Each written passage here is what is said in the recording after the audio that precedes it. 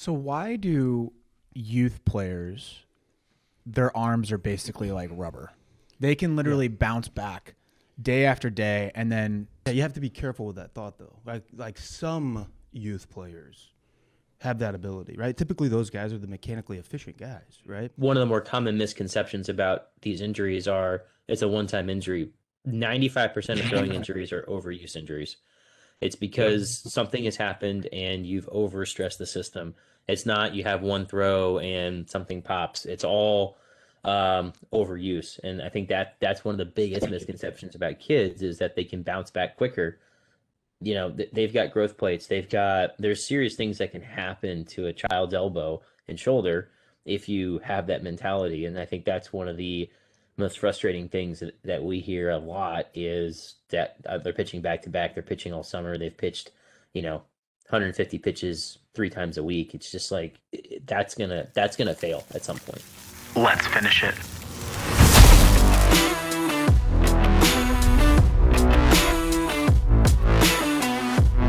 What is up, everybody? Welcome back to another edition of The Closing Pitch. My name is Spiker Helms, and this is a show about people, culture, and how to create a winning lifestyle. We have two guests in the room today, and one of those guests has been mentioned on this podcast a bunch of times, and I'm proud to have him here because he's a busy, busy man. And then we also have another busy man. So getting these two people, these two individuals in a room together to be able to talk what we're going to talk about is, I don't know how we did it, but we got it done. Travis Griffin, who is a former coach in our organization. I coached with him. Dave has coached with him. Obviously, I've coached with Dave and coached with Travis. And the podcast has come from these types of conversations that we've had in the car, epic conversations on the way to Game changers, baby. In the Midwest. There's no traveling. conversation with Travis that isn't epic. I don't know if that's good or bad, by the way. The other individual that we have is Dr. Alexander Aleem, and he has a very impressive background. He did his undergrad at WashU. He did his residency at Barnes Jewish, and then also did his fellowship at Rothman Institute. So that resume alone is just very, very impressive. And he is an orthopedic surgeon, elbow and shoulder specialist. And obviously, after I said that, a bunch of the audience knows exactly where this conversation is going. I'd also throw in he's a magician in the OR. This guy's amazing, man. I pay Travis extra to say that. Yeah, that's right. Yeah. How are you doing today? I'm doing well. I'm glad to be a part of this, and thanks y'all for letting me join. A lot of this, and you kind of mentioned, this kind of spawned from conversations that Travis and I have had in the OR, kind of the past year about some stuff. So happy to join, and happy to kind of continue these conversations. Is there anything that I missed in your resume? Because again, I don't want to miss anything. It's always weird talking about yourself a little bit, but I'm a shoulder and elbow surgeon at WashU, so all I do is treat shoulder and elbow pathology. I treat pretty much range from 14 to 100, so I'll take on anything and everything. So athletic injuries, non-athletic injuries. A small portion of my practice is athletic injuries, but it's not all that I do. I take care of people with degenerative conditions. I do shoulder replacements. I do elbow reconstructions. I do everything in between. So my practice and my knowledge base is pretty comprehensive when it comes to shoulder and elbow, and some of that is athletic related, but a lot of it isn't. Yeah, but would you agree that a lot of times you're getting the patients that are what most orthos aren't necessarily, they're challenging cases typically, that most orthos are going to hand to you as a result. At least working with you and a lot of other guys. Yeah, I think we get a combination of it. I can certainly treat sort of what people would consider, quote unquote bread and butter stuff in the shoulder and elbow, but being a shoulder and elbow specialist and being at a place like WashU, which is a, pretty highly specialized center, we get those referrals of challenging cases, second, third, fourth go around surgeries, kind of I'm the sixth or seventh person that they've seen sometimes for a problem. So those are the challenge. Those are the fun ones too, because it becomes, not very straightforward what to do. And then, obviously, even things that, seem kind of, relatively straightforward. Those are fun to take care of too. Each patient's got a little bit of a different, unique factor that you kind of have to factor in when you're taking care of them. How did you get into elbow and shoulders? Because it's a unique area because you're dealing with athletes, but you also have some issues with just every day. Example, my uncle just went through labrum surgery and then also had rotator cuff, and he has never played baseball, and he was mostly a football player, and from what I know, he just lifts and that's about it, and then goes about his everyday business. Like, how did you get into shoulders and elbows? So part of it, I think, is my training in residency. As you mentioned, I trained at WashU Barnes Jewish Hospital, and we have a very robust history of shoulder and elbow specialists, starting with Ken Yamaguchi, who has been in the area for 30 years now almost. Kind of started a shoulder and elbow program, and has done a lot of research in the shoulder and elbow. And so as a resident, you get some exposure, because not every residency has like a distinct shoulder and elbow kind of rotation. Shoulder and elbow problems can be treated by, sports medicine specialists as well as hand, upper extremity specialists. So there's a lot of overlap in terms of kind of what we do. But a lot of the research that we've done kind of influenced me, and then a lot of the surgeries that we do are really fun. And I think the thing that I mentioned is I get a broad experience. Like you said, I take care of athletes, I take care of adults, I take care of kids, I take care of arthritis, I take care of muscle, tendon. So there's a lot of different things that I do, even though it's a relatively sort of limited anatomy. I know I'm jumping a bit ahead here in our conversation because I do want to. We're doing the deep dive right now, and then I want to get into player development. But this question has popped into my head: is that we're at an all-time high when it comes to Major League Baseball and guys throwing extremely hard. DeGrom just came out, the 3-0 podcast, which is a baseball podcast. They had a really interesting graphic, and DeGrom has literally increased his velocity every single year when he's entered in Major League Baseball. And now his average fastball is sitting at 100 during spring training. It's absurd. It is absurd. Yeah. Like, I don't know how we're doing it as a human race, but as a fan, it makes me gravitate more towards the game. Sure. What's your take on this? Like, the increase of velocity, and at what point is there a breaking point? Yeah, is there a point where, like, no pun intended, maybe a little bit? Like, literally the arm just literally explodes out of his socket. I think personally, like at some point, like 2012 was an interesting year for me. I think because at that was the moment where we had as many guys throwing at 100 or over 100 in 1 year as what they did in the history of the game, right? There were the same number of guys at 100. It's like, is this sustainable? And I think each player is unique and to themselves. Like, their mechanics are going to be the defining factor of how well that their arm holds up over the test of time. It's not, again, this goes back to Dave and I have had this conversation a lot of times. Is it, how do they manufacture that velocity? Mm-hmm. Is it over efforted, right? So thoracically, are they producing too much rotational movement where the valgus force loads are becoming excessive? Like that's the barrier line for me. And that's where we as pitching coaches, we have to be able to recognize those types of things. We have to, and if you can't, you have to put a safety net around that player that's going to protect them in those environments, because velocity is relevant. Yes. I mean, 100's only 100 the first time that you see it. And then from there on, you as a player, as a hitter, they're going to learn to try to adapt and do whatever's necessary to get the barrel to the ball on time, right? Yeah. It's as that line creeps up, the normalcy of that line also creeps up with it.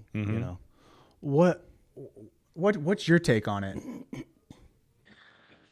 Yeah, I think I agree with Travis. I think, full disclosure, I grew up a 90s Braves fan, so I watched guys like Lavin and Maddox, who didn't have to throw above 92. be able to have dominance in the major leagues because of control placement and the ability to sort of change speeds. So the radar gun is something that everyone gets obsessed with because you have to hit a certain number in order to sort of progress to the next level.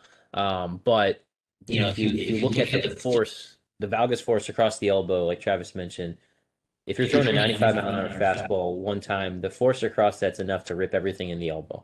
Yep. And so Are you talking about the inside part of the elbow? Yeah. So the MCL, Tommy John ligament, if you get biomechanical studies, the force that goes across the elbow when you throw, that ligament should tear every single time you throw a fastball in that range. And it's because of everything else that's compensating. It's because the muscles around the elbow, your core, your trunk, your shoulder. That's why it doesn't happen. But what happens then is because everyone wants to get to that triple digit on the radar gun, they're going to start trying to over torque. They're going to start trying to put a little more effort into it. And if you don't get your mechanics right, then it becomes a problem. The effortless 100 is different than the guy that's gassed up, completely torqued, face is red. You can hear him screaming and he gets to 101. And then you see guys like Chapman who it's like 103 without even trying. I mean, those are totally different, mechanics and honestly some, God-given ability too, probably. What's usually the first thing that goes? Is it the shoulder or the elbow?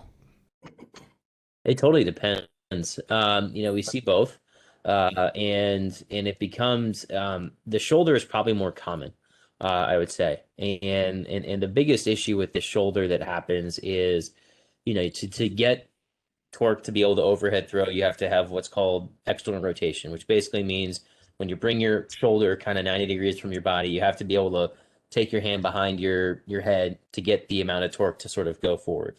And so throwers get really, really good at that motion. But then when they're throwing and they have a huge amount of velocity across their shoulder, the back of their shoulder kind of needs to stop because otherwise your shoulder is going to fall out. And so then that gets tight. And then basically they overcompensate by not having enough clearance in their other body parts. And so they get really tight in the back of their shoulder, really loose in the shoulder. For most injuries we see, and the most common thing that we see probably in throwers, especially teenagers, or even in pro athletes, is shoulder pain at the end of the throwing motion. So they let go, and as soon as they let go of the ball, it hurts. And that's a simple thing to rehab because all you got to do is tell them how to stretch and how to rehab properly, and that usually gets going pretty well. But common in pretty much everyone that overrows. I would even argue that in the everyday overhead thrower, the issues aren't the acceleration side of the throwing motion. The issues are the deceleration side of the throwing motion, right? It's not like I always used to use a analogy. It's not that you're in a Ferrari going 180 miles an hour. It's that you're in a Ferrari going 180 miles an hour and you hit a brick wall. Right? Like if you use the brakes and slow down normally, you're going to be fine. But if you hit a brick wall going 180 miles an hour, you're in trouble. Probably not going to be a good day, So it's and again, there's a lot of other factors that lead into that, like how you get to that speed. But you got to have good braking mechanisms in the deceleration side of it in order to try to preventatively keep these types of injuries down. And again, where the velocity side of it, why I always argued against it is because if a thrower thinks that they're supposed to throw 93 miles an hour, for instance, and they have dysfunction in their lat or dysfunction in their glute, they're going to look at the radar gun and go, man, I'm only hitting 89 today. This is bad, right? And so as a result, their expectation is to be at 93. So now what do they begin to do? They begin to become over-rotational, and we see all the other things become a factor. And as a result, you start to see them become injury prone. So why do youth players, their arms are basically like rubber? They can literally bounce back day after day, and then as much as I hate it, they can pitch back-to-back days, and a coach that is not necessarily well versed in this space will do it. They'll throw right out the next day. Let's go another 90 pitches. Yeah, you have to be careful with that thought though. Like some youth players have that ability, right? Typically those guys are the mechanically efficient guys, right? Mechanically deficient guys are not in that same category. So we have to be careful labeling that that kids are able to recover quicker. Yes, that's generally true, but not in all kids is that a true statement, right? And so that's where these blanket approaches, this whole like, well, kids can recover fast. We need to be careful with how we're phrasing that out of respect for the kid that's not one of those guys also, right? Because he's then going to be pushed to, okay, listen, we got the championship game tomorrow, Johnny. We're only going to throw you 3 innings today, and then we're going to put you in. We're going to finish you out in the championship game tomorrow so we can win our T-shirt. So you got to be ready to go tomorrow, okay? Because now we're pushing that player into an environment that now becomes dangerous, right? One of the more common misconceptions about these injuries are it's a one-time injury. 95% of throwing injuries are overuse injuries. It's because something has happened and you've overstressed the system. It's not you have one throw and something pops. It's all overuse. And I think that's one of the biggest misconceptions about kids is that they can bounce back quicker. They've got growth plates. There's serious things that can happen to a child's elbow and shoulder if you have that mentality. And I think that's one of the most frustrating things that we hear a lot is that they're pitching back to back. They're pitching all summer. They've pitched, 150 pitches 3 times a week. It's just like that's gonna fail at some point.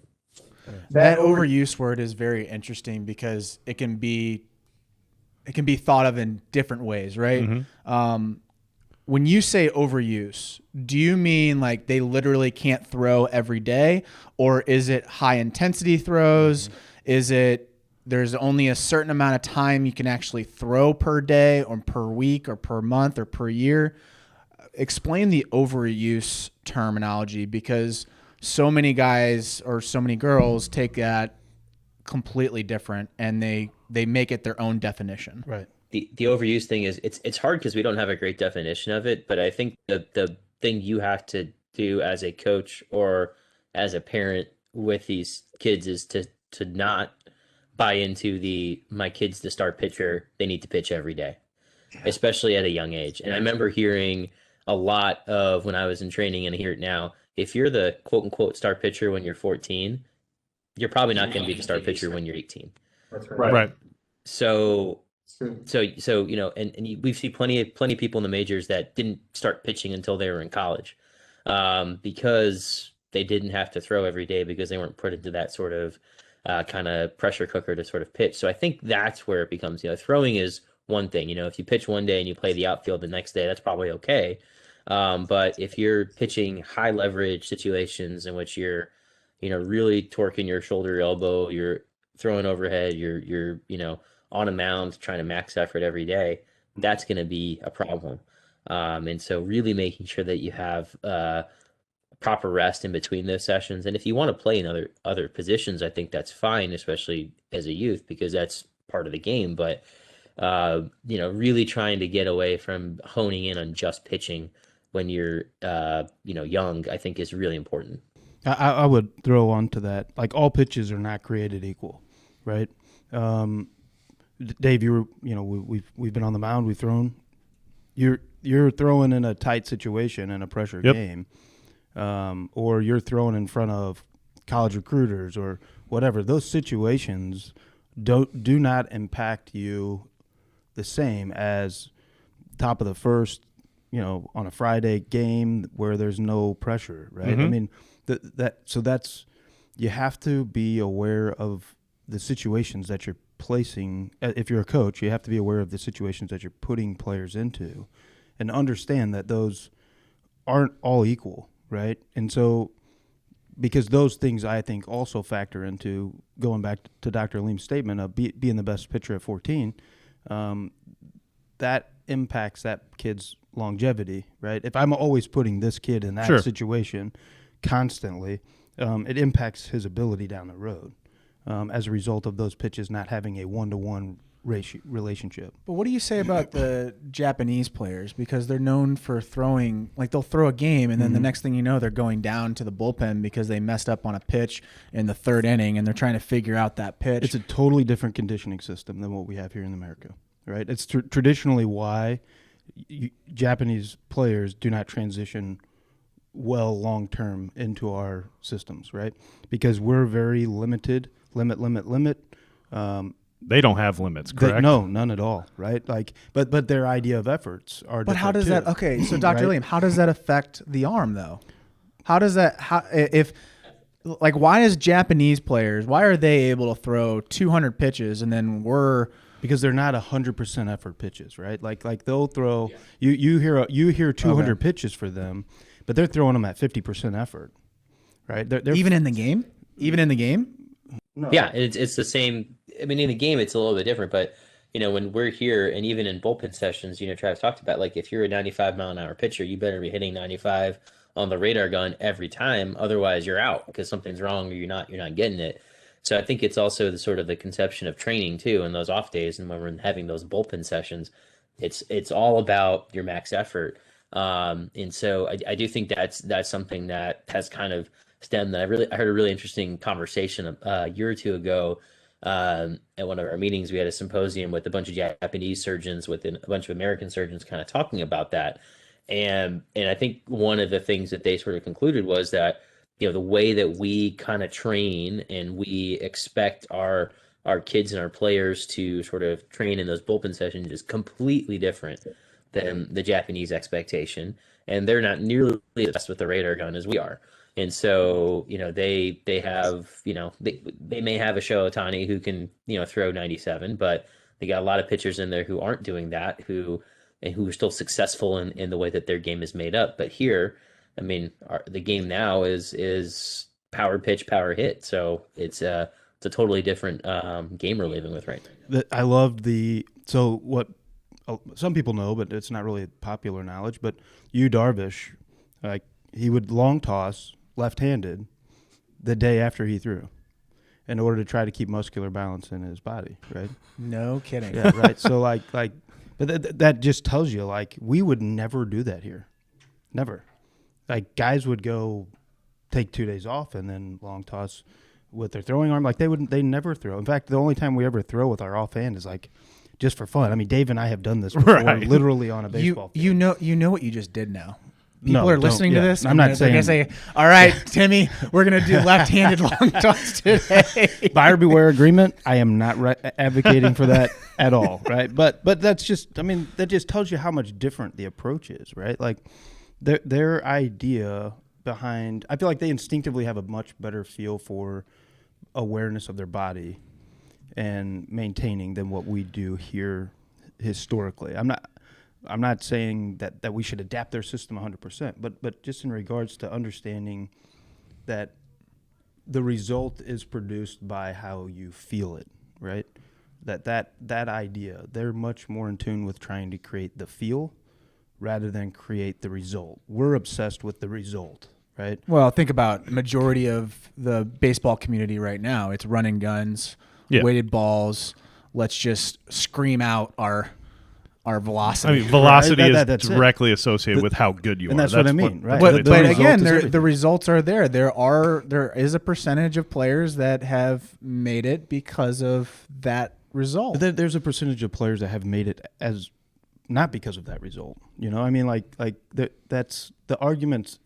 That's the thing that I loved about baseball and I hated about it is that I could advocate for whatever I wanted to, really, theoretically, right? But because the moment that you stand for something, you can find someone that will prove you right, and but you can also find someone that will prove you wrong too. And so, but that's where my biggest frustration there, as I was getting out of the coaching side, was that we didn't have the data sets to back the true what are we doing here, right? Mm-hmm. The means are all there. Like the applications, the utilities, the technology, it's all there. Well, that's what scares me about it is because social media is very addicting, right? And when you see, we had Drew here, Drew Strom, who was on the podcast. He's interning with us, and he's dealing with his surgery right now. I think it's a labrum tear. Yep. By the way, phenomenal kid. Yep. And the thing that scares me about it is that these big old guys are increasing their velocity. It's minor league guys that are trying to make the last push, right? And this goes into the question that I want to ask Dr. Aleem, which is, what's the common issues that causes someone to destroy their arm? Because we can't roll this weighted ball and intense throwing all the way down to youth baseball, can we? Or is there something that we have to address beforehand? Oh my gosh. I can see Travis. That literally was like Pandora's box just got open. That quiet moment we just had. Yeah, I mean, it's such a loaded question because it is so much of how you get to that point. I think not only the frequency of pitching, the effort of pitching. You guys are probably going to hate me for saying this, but the year-round pitching part of it as well. Year-round baseball is and there's been plenty of sort of studies that have shown that diversity in sport is really important for kids as they develop, because then you're not stressing the same muscles every single day. And so playing 2 or 3 sports is really important. Being seasonal is really important. And a lot of the stuff that we're talking about in terms of the training, like you said, we're talking about elite people, the top 0.5% of people that are throwing, that are trying to get to that last little bit. And then we try to apply it to every single kid that comes in and wants to pitch. And so that becomes really hard, because I think one of the most dangerous things, and even when you talk about injuries in the shoulder and elbow, we get a lot of our information from Major League Pitching, and we get a lot of information from ESPN, and we hear oh, they got a shoulder surgery, they'll be back in 8 months, and it takes a year, or it's a Tommy John, it'll be a year. But the problem is that if you have that injury when you're in college, or you have that injury when you're in high school, your chances of being able to then get to that, even get to your same level, let alone the next level, is really, really low. So it is, I think, one of those things where you have to think about how you train your amateur players much, much differently than how you train your professional players. And that becomes really hard, because we just extrapolate everything we learn from the professional ranks and try to disseminate it across everybody. Yeah, I like the analogy of, like, if I went and tried to work out with a CrossFit workout, and I haven't done it, right? So if I go in the gym and try to keep up with somebody that does CrossFit every single day, there's no way. I'm going to hurt myself, right? And we're comparing professional athletes who have skeletal maturity, who have literally trained in this for their whole life, and then we're going to take that idea and try to translate that down to a skeletal immature young athlete who the desire's there, and they're going to do whatever they deem necessary to try to get to where they want to get to, and we're going to give them information like I feel like it's not responsible in some situations where I know kids that have been given weighted balls and an app to go and do them, and sent home after 15 minutes of explanation, and they say, okay, go home and do that. And they've never even watched this kid throw. And a week later, they're in the doctor's office and they're scheduling a UCL reconstruction as a result of it. What are we doing? But at what point can I start doing weighted balls? At what point can I run as fast as I can and throw it into a net and see that number jump? You cannot do weighted balls until you are mechanically efficient to where your body can handle, and I would even argue skeletally mature to where your body can handle the excessive loads that you're going to place on your arm and your shoulder. So do we need like an expert to figure this out? Like, okay, yeah, you are ready. We can. You need to be smart enough to look at someone move mechanically and understand that they're qualified and ready to be able to do that, to handle that type of a system. In your second statement there, where you said skeletally, skeletally, gosh, mature, right? So what age is that? Dr. Right? Liam, do you want to correct him on that pronunciation? He's correcting me. Don't you worry. Skeletally. Okay. And I think it's the crazy thing is, so a lot of guys don't get skeletally mature until they're 18, 19, 20. Yeah. He says that's so easy, right? I mean, we all know, let's start like David Robinson, right? He grew a foot when he was at the Naval Academy. Like it's different, but most average, teenagers, most guys are probably skeleton mature between 16, 18 in their elbow and their shoulder.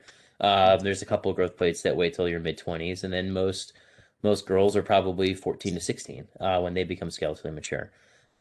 So it's that part, and then it's developing the mechanics in skeletal maturity, and then I think you can maybe talk about some of these other sort of extreme training things. But I completely agree. It's just like you give a 12-year-old a weighted ball, you're just gonna ask, and there's just good that's gonna come of it.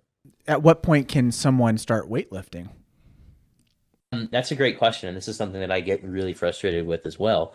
As we got 10-year-olds in the gym lifting weights. I think really it is kind of when you're in middle school, and you have to be smart about it. And it's probably you really don't start true kind of weightlifting until you're in high school. So like And athletic movements, like hard movements. So like a CrossFit type of workout, you would wait until when? I'd wait until late high school for that kind of stuff. I mean, 'Cause that's 14, pretty 15 that's is pretty hard probably on the the body. earliest. Yeah. Circuit training, yeah. And I would say like the blanket workout, right? Like not all workouts are created equal, you know. Like Oh, it's an art. It's yeah. definitely an art. Like just jumping into a weight room is not recommended in my Right. opinion. And that's why I love like Fitz. Yeah. I love what his approach to it is, right? Like the hardest thing for an athlete to transition is coordination, right? Like as their body starts to change and they grow and they start to mature, they start to lose coordination as a skill set with that, right? Mm-hmm. So maintaining the ability to stay connected to their body is critical in their ability to go out and be athletic, right? So Fitz does a great job of that, of making sure that they're doing a lot of neurological connectivity work when they're young. So I would say like if you're wanting to try to help develop an athlete, start there, right? Do more body weight conditioning, Mm-hmm. like stuff that's going to allow them to develop neurological connectivity to their body versus muscle mass. The muscle mass is going to come, right, as they mature, and if the work ethic's there, they're going to figure out the nutrition and all the other stuff that goes along with it. The last thing I want is for someone to listen to this and then they're too timid to jump into a weight room, or they're too timid to Right. experiment, right? Right. So what would you recommend for someone that is a little bit like, oh, I don't want to mess up my body. Like I really don't want to get cut up or anything like that. Like what's your recommendation for a parent on a kid who has huge goals in mind and he's like, I got to start now. Yeah. I'm 13 years old. There's D1s that are already committing 14-year-olds. Like what do I need to do? Like, do I need to get in the weight room? I know you're laughing right now, but it's true. There's 14-year-olds that are completely committed right now. Yeah, I think I think it's getting hooked up with kind of people like y'all that have that ability to truly coach somebody and understand what the pros and cons are of a certain program, how to try to progress them, and then also how to counsel parents, and how to really kind of deal. And I'm sure that's a whole nother topic, is how to deal with Oh, parents yeah. of athletes, Oh, yeah.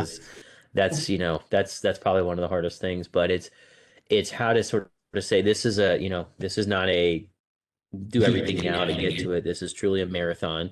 We got to plan this out. And if this is a goal, okay, great. Let's figure out how to get there. But having someone that can understand, how to assess your mechanics, how to get you on proper nutrition, how to treat you, how to train your core properly, and not just go to the gym and bench press for 30 minutes and then think that's going to be all you need to do, which is, I mean, we've all been there. We've all done that. I did that when I was 18. I bench pressed and I did bicep curls 3 days a week, and it was like, all right, cool. Like I'm good. I know how to train my body, and then you don't understand anything about posterior chain or core, glutes, anything like that. So it's really getting hooked up with a knowledgeable coaching group that can make sure that doesn't overstress you and doesn't kind of put you in, like Travis said at the beginning, put you in the semifinals and the finals, the championship games, so you can get the t-shirt. It's how to understand what that long-term goal is, because that's what it really is if you want to play college, that's a long-term goal. All these summer tournaments and stuff, that's great. The showcases are great, but you can have an off showcase. You can miss a few months if you need to rest. Like that's, being able to get someone through some of those kind of conversations is really important. Yeah, I love the never feel desperate, right? Don't ever get yourself into a position in your career where you feel like you're desperate for an opportunity, you're desperate for a chance, you're desperate for ability. Like, do the work on the front end so that you don't have to feel desperate on the back end, right? Like, but do it in a way that you understand the long-term plan, right? It's difficult because when you see an 8th grader get committed, oh, he's going to University of Tennessee or University of Oklahoma, as much as I hate to see it, I also think that player is way more advanced. And majority of the cases, we have to think about it. Okay, you get into high school, you're a freshman. You have 4 years, right? And then you've got a decision. Well, if your goal is the University of Tennessee, and just assume that you are on the average, that's a good way of thinking about it. So you have technically 6 years because you can go to junior college, which is majority of where players are going to go. I know a guy that did that. Yeah. I'm looking at him. Yes. But it's so hard because you want to have that dinner party conversation and be like, oh, I go to Stanford. Well, who doesn't? You know, I mean, like, we've had this conversation. Look, my playing career is non-existent, you know. And you worked with major leaguers, which is impressive. Right. So it's that's so hard. That's such a double-edged sword from a conversation standpoint. You know, I mean, like, you're not. That's where, for me, you are you, right? Go do you to the best of your ability. Don't try to be somebody that you're not. Like that's a bad idea in the very beginning, right? Like I you know, everyone in this room and on this right now knows I'm a strong faith guy, right? And you weren't made to be someone else. You were made to be you. God made you the way that he needed you to be made, and he gave you talents to go out and do something unique that only that you can do. So the idea that you're going to try to compare yourself and your abilities to a guy in 8th grade who's 6'5" and built like a Greek god and signs to Tennessee, that's a bad idea. Don't do that. Right? What are your strengths? What are your weaknesses? And where do you need to improve? And head in that direction. Know you need to know you better than anyone else. Which gives me a pretty decent segue on this, which is what muscle group is actually the thing that matters the most when it comes to training a pitcher to be prepared to throw hard when their skeleton is mature? All of them. All of them. Totally. All of them. The only thing you don't need is hair. Cut your hair, you don't need it. Yeah, I think that's one of the biggest misconceptions is you need a strong arm. It's not the arm. The arm is is part of it. You need core, you need legs, you need flexibility in your arm, certainly to get the appropriate torque and to get the position, but it's not building up your shoulder muscles. It's getting everything else ready to undergo. I mean, because it's basically like your arm is a lever, and you just need to get the lever all the way back to the maximum position that you can get it, and then it's a rubber band that's just going to fling across. So, all of them. What's the engine? Your back leg. That's a good question. Yeah, just the back leg. That's it. That's all you need. That's the engine. Back leg and an arm. Yep. If you can do that, you're good. No, I'm kidding. It's all of it. I mean, you're creating momentum. You're creating I can't believe I said hip to shoulder separation, right? Like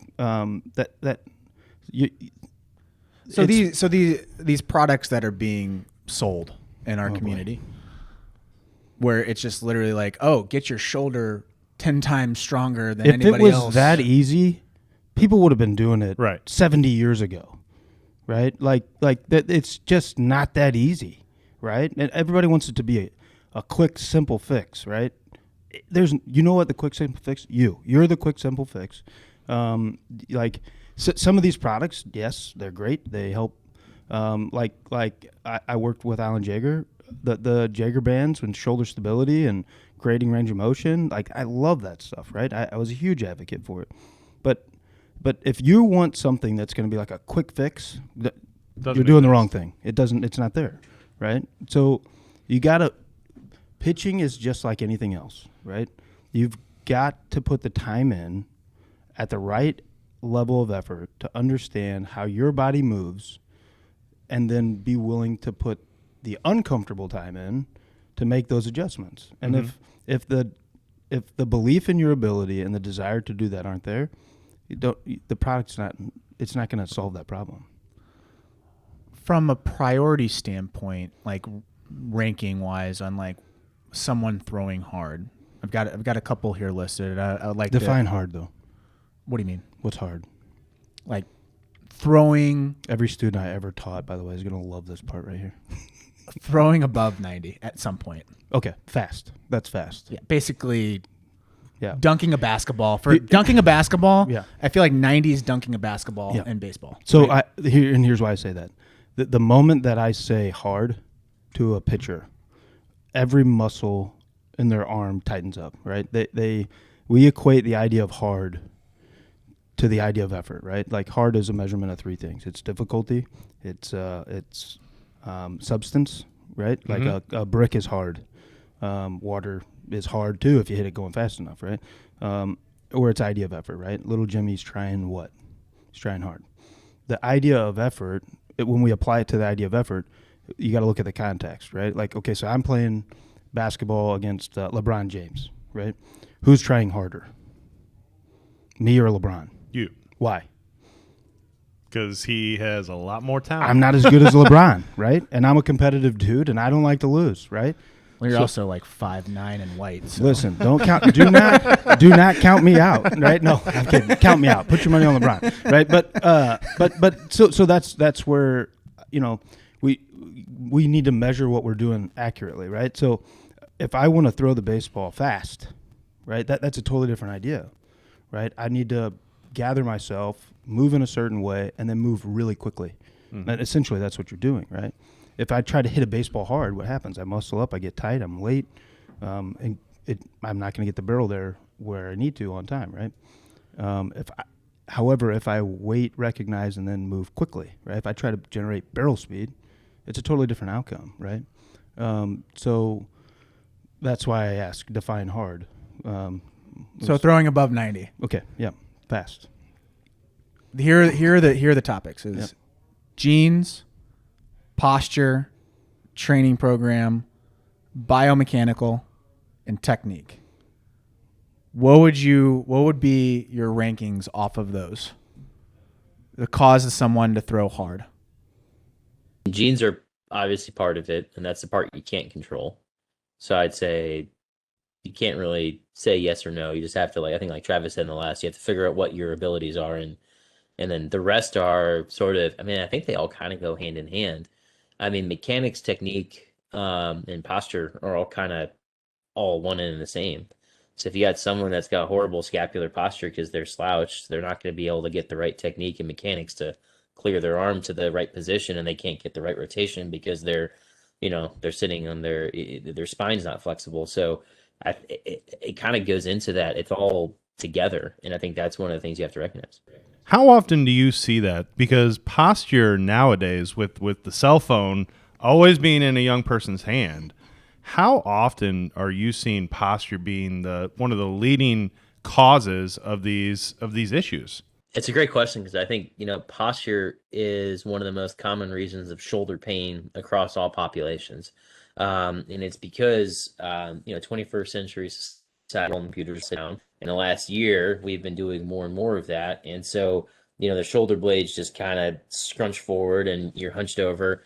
I probably have this conversation at least 3 to 5 times a day when I'm in clinic, and I catch myself sitting forward while I'm doing that too. And I have to sit up and get myself cleared.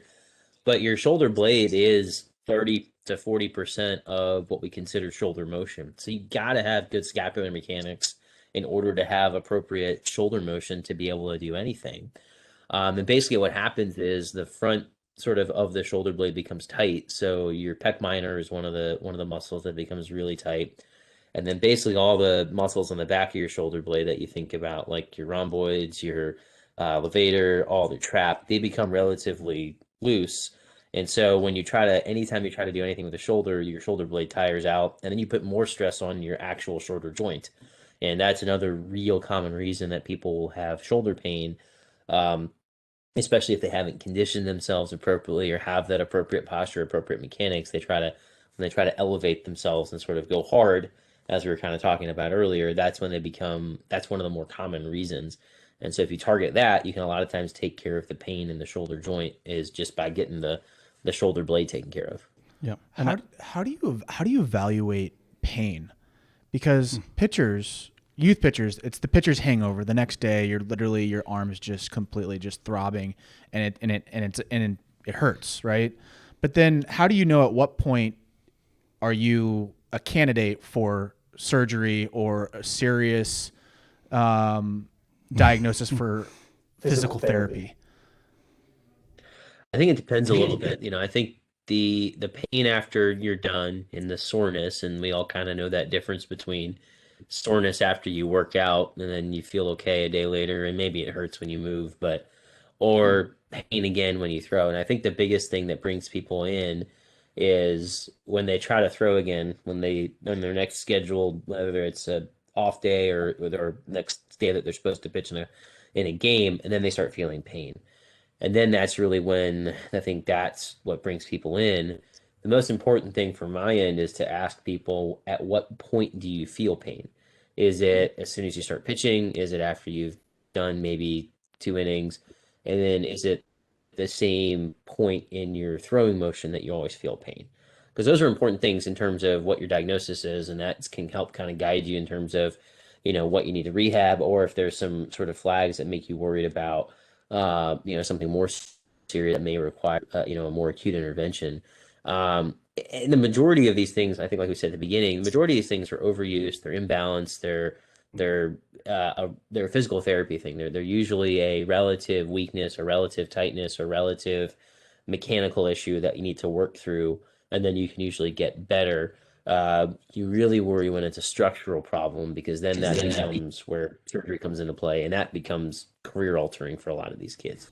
I would throw out there too, where the soreness and pain is can be a big factor into whether or not you need to, continue on or shut it down. So muscle soreness, though, after I weightlift is totally different than arm soreness. Should be. Because I can flush out that pain. I could probably lift back-to-back days on legs, and it doesn't feel the way. I wouldn't recommend it, but you probably could. I couldn't walk. It's relevant. But what I'm saying though is that why is the arm different than any other muscle group? Because it's super complex. I mean, look, the shoulder is the most complex. It has the most complex movement of any joint that we have, right? Like the highest range of motion, and we use it so much. I mean, think for just a second, what do you do in your day where you don't use your hands, your arms, your shoulders? I mean, we look past it because we take it for granted. But like part of what we're talking about with the shoulder positioning and the posturing is all just migratory, right? Like, what do you do in front of you versus what do you do behind you? How much do you do behind you? Nothing. I mean, nothing, right? Yeah. How much do you do in front of you? Everything, right? So if I'm sitting at a desk and I want to increase range of motion and I roll my shoulders forward, all of a sudden my reach extends. I have more. It's just a migratory response a lot of times, right? So the reason why is because of all those factors, in my opinion. We take it for granted what our body can do until we can't do it, and then. So is that the joint pain that I'm feeling, or is that the muscle pain that I'm feeling? The next day. It depends a little bit on what you've got. And I think the other thing to remember is overhead throwing is not a natural motion. It's not something that, you're supposed to do 80 to 100 times max effort in a short time span to do. I think that's the other thing. Weightlifting, yeah, you might lift a lot of weights, but you're not doing it for the same time period. Your time under tension, you talk about in weightlifting is very different than your time under tension when you're pitching. And I would even correlate this with softball, because people think that underhand throwing is normal. It's not. The whipping that you're doing underhand softball pitchers, it's the same thing. It's just you are maxing out for a long period of time, and so everything gets stressed. It's a completely different stress on the body than even weightlifting, marathon running, long-term cardiovascular. It really is testing the limits of what your arm can do. Right. Do you see similar issues with softball pitchers and baseball pitchers, or is that two totally different cases? I think you can see some similarities. The throwing motion is to be injured differently than others. But I think the biggest misperception that we're trying to fight is that underhand pitching is somewhat better than overhand pitching. It's the same amount of torque. It's the same sort of idea. And the thing that really, what we've actually studied this a little bit at WashU, Matt Smith has done a lot of work on this, is there's a high rate of injury in softball pitchers and there's no regulation. We talk about pitch counts, inning limits in softball. I mean, you've got the same girl throwing the entire weekend back to back to back, 150, 200 pitches. I mean, that's just that cannot make sense. And so we're seeing a lot more of that now. And I think as girls and women's sports become more prevalent, we're understanding, those injuries. So there are some similarities, but obviously just the throwing motion makes some differences too. How do you diagnose a person that, like, when they come and see you and they say, man, every single time that I go out and throw, it feels like I have a pitcher's hangover and I can't throw with velocity, or maybe they do throw with velocity, it just hurts really, really bad. How do you approach it to where you figure out, okay, yeah, we're possibly looking at Tommy John, or yeah, there's probably a slap lesion tear on your labrum? How do you evaluate that? I think the most important thing is actually talking to people, because that gets you a sense. So it's kind of like we talked a few minutes ago, understanding where's the pain, what exacerbates it. Is it the same position in your throwing motion every time? Have you lost velocity because of it? Have you lost control because of it? Do you notice decreased range of motion? And then do you notice any kind of popping, catching, clicking? With elbow problems, the other thing you want to ask about is numbness and tingling, especially in kind of your ring and small finger, because the ulnar nerve, which is a nerve that sits right next to the Tommy John ligament, can get really irritated in pitchers as well. So the most important thing is asking, what and how, and then you want to examine it. And there's different things that we look for based on those questions that we kind of hone in on. And then it's a matter of, if you think you need to get any further studies like an MRI or anything like that. And I think the other sort of misnomer that I really have to fight against is MRIs are not crystal balls. They don't tell you everything. And an MRI of the shoulder is not going to tell you one way or the other what you need to do.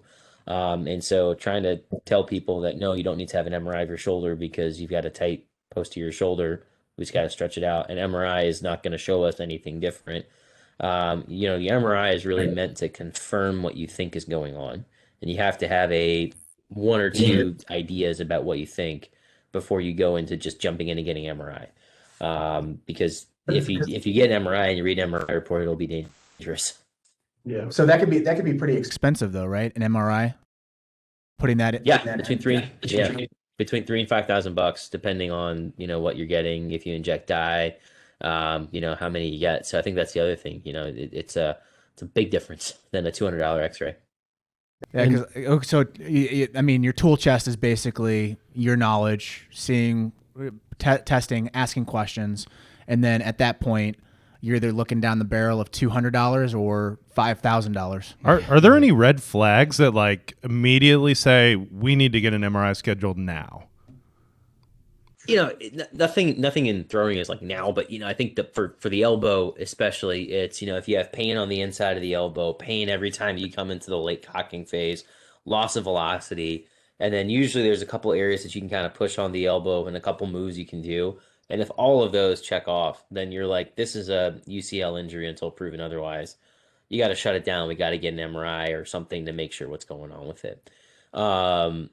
If it's kind of, and on the elbow, you can push, if you push on 3 different areas, all within kind of a few centimeters of each other, you can actually break down like flexor pain, ulnar neuritis, and MCL injury pretty quickly. Based on just kind of where a kid's elbow may hurt. And that can tell you the ton. Shoulder's a little bit harder. There's not really anything in the shoulder initially that I would say if it's just like an overuse throwing thing that I'd say definitely get an MRI for. I think an acute shoulder injury, I threw and I felt a pop and my shoulder's never been the same. Right. That's those kind of things you might want to say, okay, let's get some imaging, make sure nothing's bad. But 3 months of pain and it hurts when I throw and I've noticed decreased velocity, I don't think you need to jump into that. Disclaimer, just because Dr. Aleem just showed it, you can break that down very quickly, but we cannot. Like don't think that just because you're pushing around your elbow and you can feel pain that now makes you an expert. Might as well just do the surgery in the dugout. Yeah, right. right. No, he can break that down, but we cannot. Right? Like we don't need no MRI. Yeah, right, I got my right. tools in the truck. I just saw like 1,000 coaches like being like, "Come here, let me see your elbow." Oh no, you're good. Right? Like nope. Right. So What are the two paths? So let's just say hypothetically, like there is an issue. What are the paths to get that player back onto the field? Yeah, I think the most common is a shutdown, rest, rehab, and then get back. And I think one of the hardest conversations is how long does that shutdown really need to be? And this is like when the negotiation starts happening is, oh, I got to turn him in 2 weeks. And it's like, okay, well, you're telling me you haven't been able to throw for 6 months and you've lost 10 miles an hour on your fastball. I don't know how 2 weeks you're going to be able to get that back up. And so that becomes one of the harder parts is when it's a shutdown and it's rehab, people are really impatient and they want to get back immediately. And sometimes it can be a few months before you get back. And then I think for some of those other really concerning injuries, that's when, when surgery comes into play. And realistically, for a throwing athlete, it's a year before you're probably throwing again anywhere close to the same level. And even then, it's still 80% of people get back to the same level. So 20% of people may not even get back to that level. And then we don't even know how many percent of people really can get to the next level. So of these high school kids that are getting Tommy John surgeries, 80% are getting back to high school. What percentage of them are even getting to play JUCO or college? And what percent of those kids are even going to the pros? It's really small. So that's where it becomes really hard if it is something right.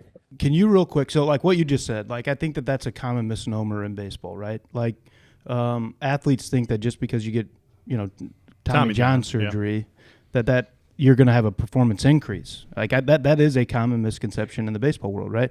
That's a rarity. On my side, like just being in between the two arenas there, like method of injury is a big factor in it, right? And how well post-operative recovery goes is also a major factor in it, right?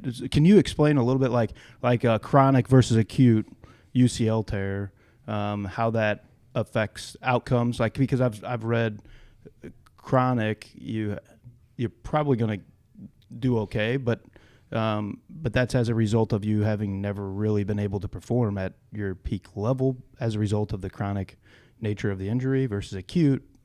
It may be different. Can you expand on that a little bit? Yeah, I think this is kind of a little bit to when we talked about earlier, is we extrapolate so much from professional sports onto amateur sports, and so what happens is that you hear about, okay, you got a professional pitcher had Tommy John surgery, they come back 2 years later, they're throwing 5 to 10 miles an hour faster, they're better, everything like that, and they're part of that 80% of group that gets back to their level, but they are already at the professional level when they had their injury. You've got a high school kid that has that same injury. It's a totally different set of circumstances. They have a totally different set of training, totally different set of expectations. And so they're not going to really be able to get back. They may get back to high school level. And I think the other thing is there is a lot in terms of the acuity of the injury and what's injured. Shoulder surgery for pitchers, that's usually not great. We don't hear a lot of success stories after labrum repairs and pitchers getting back. And so that's really something to worry about. Elbow may be a little bit easier to kind of get through, but I still think it's a for every one or two pitchers that you've got that said, oh, they've gotten better, you've probably got the same number of pitchers that never get to that same level or kind of go stay in the minors then or something like that. So I think it's really hard because we want to focus on the positive outcomes. We want to focus on the people that do really well, and that's what we think we're going to do. But if you have to look at it from a broad perspective when it comes to that. What is your opinion on, because you mentioned those paths before, the shutdown, physical therapy, or we're going with the knife and we're gonna cut you up. What's your opinion on PRP injections stem cell, and then also cortisone injections? The first two are uh, we don't have a lot of evidence to say what they're going to do.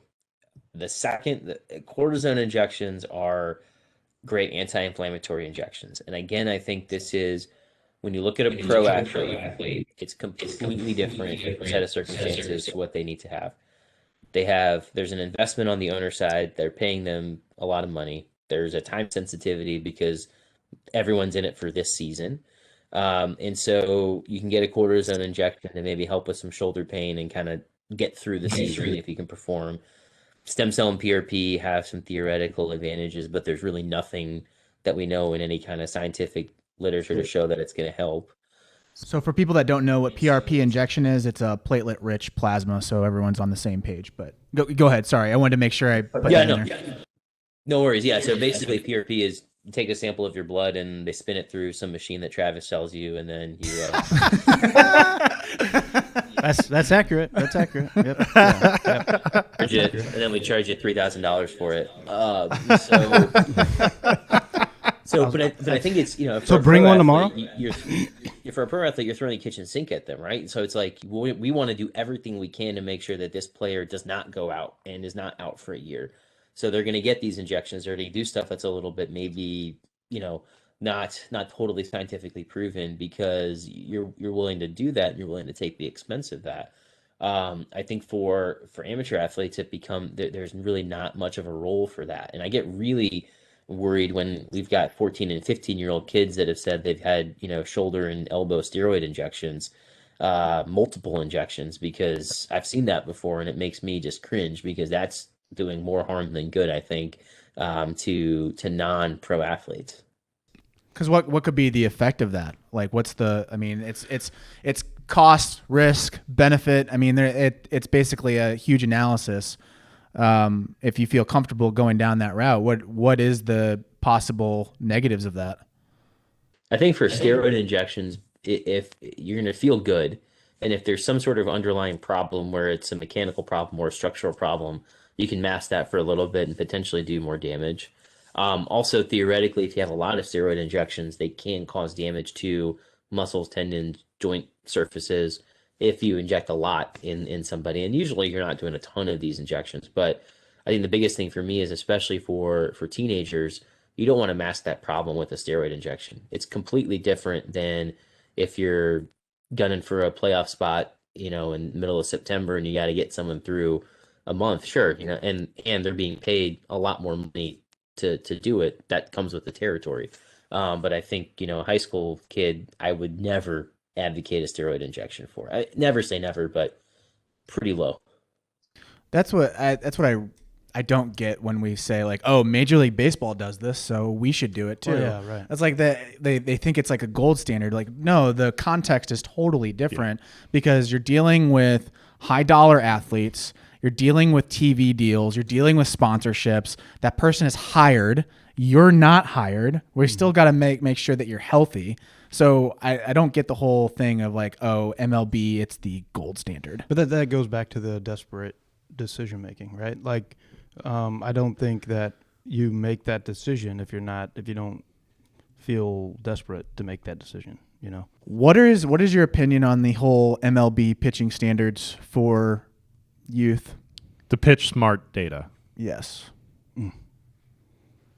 I think it's a good start. I think it's helpful, and we've kind of talked about how everyone sort of compares MLB to what they should do for their 13-year-old kid that's pitching. So I think having Major League Baseball try to at least acknowledge that they have a lot of influence and power over coaches and parents and kids, honestly, is great. And so it's a good starting point. I think it's something that we need to evaluate and we need to really kind of make sure. I think one of the things that we hear a lot about is, even though these guidelines are out there and these rules are out there, the compliance of leagues and coaches to actually have that, use these data, use these guidelines is still pretty low, depending on where you are. I mean, there are still coaches that completely ignore all of this stuff despite their league supervisors and everything telling them. So, and they don't really get reprimanded. And parents are kind of trusting coaches to let their kids sort of do stuff, and then they get kind of I think sometimes can get pulled into the glory as well, and so it becomes on the adults to really kind of to regulate it. So it's a great starting point, but it needs to. I think if it needs to work, you have to have people that are willing to do it and reprimand people for not doing it. I don't think coaches, no coach intentionally hurts their player, right? I don't think that that's the intent. I think that what they're doing in their mind, they think it's perfectly fine.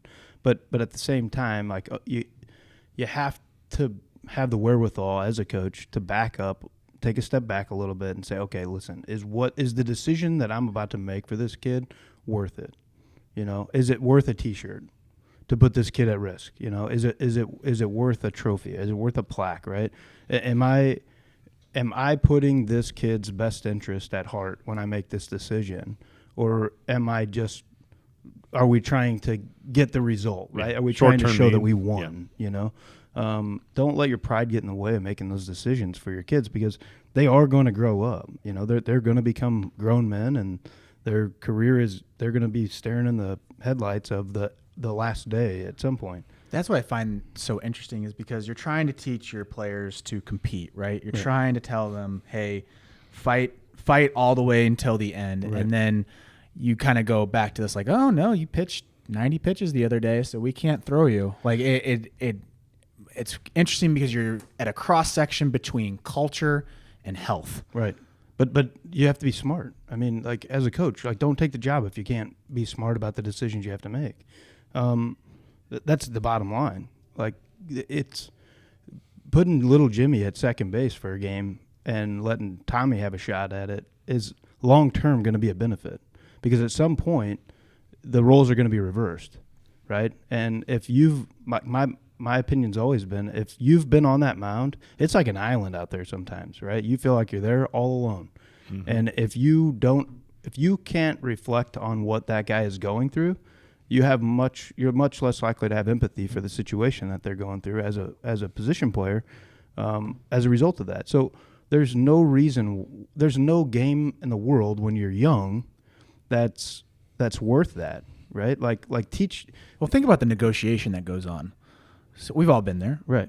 7th inning, you're up by 1, and Jimmy comes up and says, "Coach, I can totally close this game out. I can do this."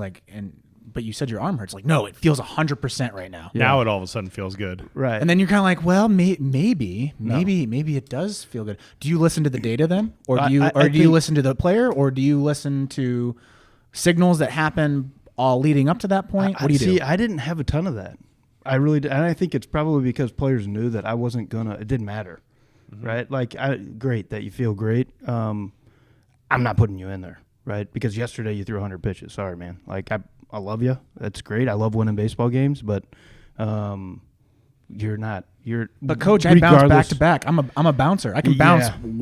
You can every single day. As a player, you can tell me whatever you want. It doesn't matter. It really doesn't matter. Like at the end of the day, I know exactly what you're trying to do there, and I'm not. It's not going to work. You know, we're gonna. Hey, go. You know what? Great. Go stand in right field, and let's just pray a ball doesn't get hit that way, and you can drop kick it in. You know, but you're not throwing, you know. I mean, like you're not, because I know, right? That's the problem. I knew, and so I'm not ethically. I got to pass the mirror test in the morning and the pillow test at night. Like I got to know when I put my head on the pillow that I made decisions that were in your best interest all day long, and so I'm not going to do that.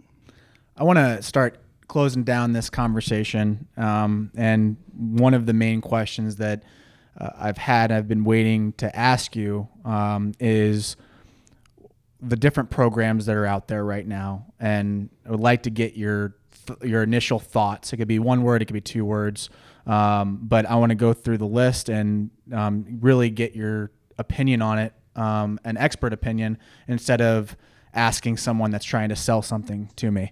So what are your current thoughts on throwing programs that are being marketed? Weighted balls. Too early to tell, and like we said, probably not good for younger pitchers. Long toss. Long toss, I think, is good, and I think it needs to be, it's an adjuvant to your throwing, and I think it's also diversity of how you throw. So you're not just throwing off the mound, torquing your leg, twisting your spine. It's just stretching out the arm, doing something a little bit different. So I think it's got a good role. High intent throwing. Not as sure about that one. I think again, everyone's trying to leverage what you can do to maximize the amount of time that you have and max out that output. So I think it's helpful. I think you have to have diversity in your training program. Relaxed to high intent. So being relaxed through your motion, and then at the tail end of your throwing, we're going to throw as hard as we possibly can. Again, I think that can help in terms of understanding your mechanics, getting a feel of your body positioning, and understanding that, because if you're trying to load everything up immediately, you're going to tense up and you're going to maybe not pay attention to that. So it helps with what we call proprioception, which is basically your body's awareness of where it is in space, which is really important for throwers. Throwing for a designated time. So we're going to throw for 10 minutes. We're going to throw for 30 minutes. We're going to throw for 90 minutes. Yeah, I have a harder time with that, because it's you don't know what you're doing in that 10, 30, 90, what your rest in between is, what your intent is, what your intensity is, as you said. So I think if it's a goal directed training program rather than a time directed training program, it makes more sense to me. There's no limits. Just listen to your arm. Don't ever. You have to build in limits, especially for younger people, because they're going to push. And like you said, the balance of this becomes that culture of, hey, we were trying to teach you hard work, we're trying to teach you determination, grit, all these things that we love about sports. But the listen to your body, it's going to tell you, to someone who is trying to push through everything, is really hard, especially in younger people. They're a bit of a, I'm trying to think of the right word. I mean, it's a tough audience, and they're a bit sort of, they're kind of trapped a little bit, because they want to perform, they want to prove themselves. And so listening to your body, I think, is I never tell people to do that. I would say too, they don't know what to listen to. Right. Right. Like That's true. Very true. Like, okay, well, I'm listening, but my elbow's throbbing. I don't know. Is that the line? Yeah, you went too far. Yeah. Last question from this series is, if you would design a throwing program for an 8U to 18U, what would be your general thesis? Whatever Travis Griffin tells me. Well, he's going to refer you out because he doesn't. No, that's funny. So I guess I defer this to Travis then. Is that where I'm going with it? I think this is to my point is I can understand the anatomy, I understand some of the structural problems, how to get there, how to train somebody, how to appropriately give someone the right direction. That's not my area of expertise. That's where y'all come in. That's where people who know the sport, know the game, know the mechanics, can evaluate somebody really well and break those things down is incredibly helpful. And so partnering with coaches and trainers that know that makes my job a lot easier, because then I can address this is your problem. Let's talk to this person who then can go out with you and take, break down everything, make sure you're progressing well, show me videos of how things are going on. And then when I see you back in a few weeks, did we make progress? Did we not make progress? I think we're ready for our closing pitches. So, Dr. Aleem and Travis. Yeah. Travis, you listen to the show. Where's our damn rating? You haven't rated us yet. Well, you haven't proven it yet. Maybe after this one. Maybe after this one. Yeah. You finally asked me to get on the show, so I'm going to rate it now. I'm going to put a 1 star on this one. No, I'm kidding. I'll go 5 just because Dr. Aleem's here. We have a closing pitch. It's your final statement. Dave, do you want to go first? Sure. I guess my takeaway from this podcast and this conversation is that every situation is different. The key to this is understanding how to take the time and really deep dive into every situation, because they're all unique. They all have different circumstances. I'm different than you. I'm different than you. So take the time with your young athletes. Make sure you're asking the right questions. Make sure you're really like putting that care into that situation. And then that's, to me, always going to produce a better result in the long run. Travis? I mean, it's you've got to do you to the best of your ability, right? And understand where you're at in the sequence of your career, right? Am I at the early stages of my career? Am I at the late stages of my career? Because how you react to those situations are very different, right? And at the end of the day, it's you've got to surround yourself with people that are going to look out for your best interest. You know, I was lucky to have seen the full spectrum, and you're very vulnerable as an athlete because you're suspect. You're at the influence of the people who are providing you the care and the information and looking out for your career. So if you're the parent of the player, if you're the player, you've, at the end of the day, what's in your best interest is you, right? Your child. As a coach, if what's in your best interest as a coach is each one of your players being able to go out there and play to the best of their ability, right? I'm going to win more games with 9 guys that are healthy, comfortable, athletic, and their best than I will if I'm going out there with 9 guys that are being controlled and manipulated and forced, right? So if you're you got to look at it from whatever stance that you're in. You got to look at the game and say, am I making the decisions that are best for the overall outlook of the game? This whole, if you're getting into baseball to try to prove you are someone, get out. Like we've got too many of those guys. We don't need any more, right? We need more guys that are going to look out for the best interest of the game, in order to ensure the safety and the sanctity of 150 plus years of history, right? That's extremely true. I mean, just look at Twitter. I mean, you can tell who the guys are that are just egoed out, and it's all about them. They're willing to say whatever to get attention. We've had this conversation 1,000 times. Yep. You know, I mean, Dr. Aleem, your closing pitch. I think adding on to what Dave and Travis said, from my perspective, it would be short-term shutdown, short-term getting out is not a bad thing. And thinking about the long-term goals that you have as an athlete.